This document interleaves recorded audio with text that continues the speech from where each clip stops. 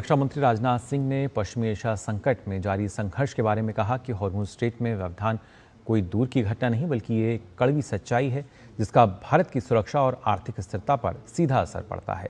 अपनी 3 दिवसीय यात्रा के पहले दिन रक्षा मंत्री ने रक्षा एवं सुरक्षा संबंधी संसदीय स्थायी समिति को संबोधित करते हुए ये भी कहा कि आज दुनिया नए सुरक्षा खतरों का सामना कर रही है और तकनीकी परिवर्तन ने हालातों को बेहद जटिल बना दिया है।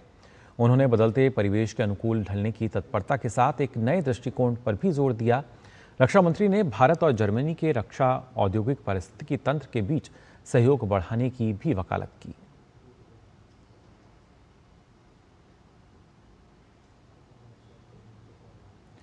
आपको बता दें, रक्षा मंत्री राजनाथ सिंह ने इस दौरान पश्चिमी एशिया संकट पर अपनी चिंता भी जताई।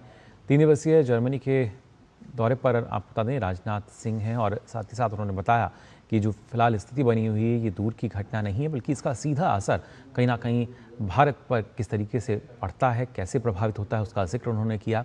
साथ ही अपनी इस 3 दिवसीय यात्रा पर आज उन्होंने बर्लिन स्थित भारतीय दूतावास में आयोजित भारतीय समुदाय के कार्यक्रम में हिस्सा लिया। उन्होंने वहां मौजूद भारतीयों के साथ बातचीत की। रक्षा मंत्री ने जर्मनी की अर्थव्यवस्था को खड़ा करने में भारतीयों के योगदान का भी जिक्र किया। उन्होंने जर्मनी के साथ पूरे हो रहे औपचारिक राजनयिक संबंधों को खास बताया। तो इस समय वर्ल्ड की टॉप 3 इकोनॉमीज में हमारा जर्मनी इस समय खड़ा है। यहां पर जर्मनी के जो मूल निवासी हैं उनका कंट्रीब्यूशन है, वहीं पर किसी न किसी हद तक हमारे इंडियन डायस्पोरा के भी मित्रों का कंट्रीब्यूशन है।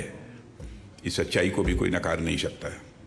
और साथियों, मैं मानता हूं कि अपने आप में एक अचीवमेंट है कि भारत और जर्मनी के रिलेशंस समय के साथ धीरे धीरे मजबूत होते गए और आज हमारे जर्मनी के साथ बहुत ही अच्छे रिलेशंस हैं। इस साल जो हमारे जर्मनी के साथ फॉर्मल डिप्लोमेटिक रिलेशंस हैं उसके 75 ईयर्स पूरे हो रहे हैं। इसीलिए मैंने कहा कि यह बहुत ही खास है।